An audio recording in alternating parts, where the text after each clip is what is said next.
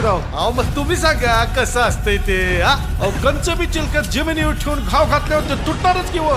अहो मग चिलखत चांगलं आहे हे समजणार कसं? राव चिलखताची परीक्षा अंगावर घालून करते मग तेच तर आहे.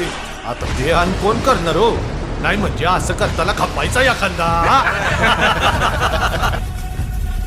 हा ना. हे बघा राज, हे ना हे हिपकून असा हात घालायचा. हे काय राज? अहो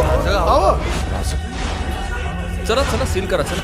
अहो या चिलखताची परीक्षा घे.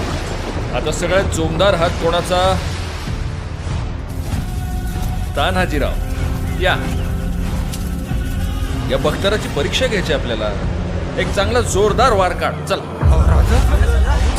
नाही नाही राज, हे असलं बापाच्याने बी व्हायचं. तान्हाजीराव आपल्याला चिलखताची परीक्षा घ्यायची आहे. वार काढा. तानाजीराव नाही राज. तान्हाजीराव आमची आज्ञा आहे. वार काढा नाहीतर आज्ञा मोडली हे मान्य करा.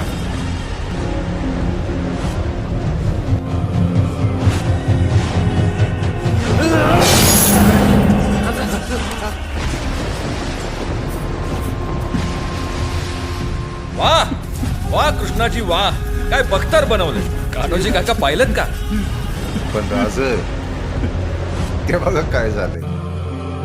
हा?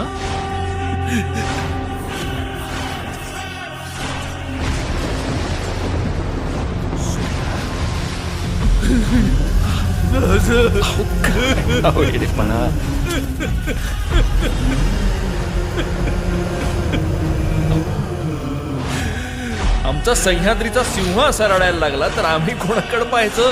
हा? राज, आई भावाची आण हाय तुम्हाला. पुण्याला असल्या गळीत करायला लावू नका. अव आमच्या छात्या तुमच्यावरच वार झेलेला आहेत. तुमच्यावरती वार म्हणजे लई मोठं पाप.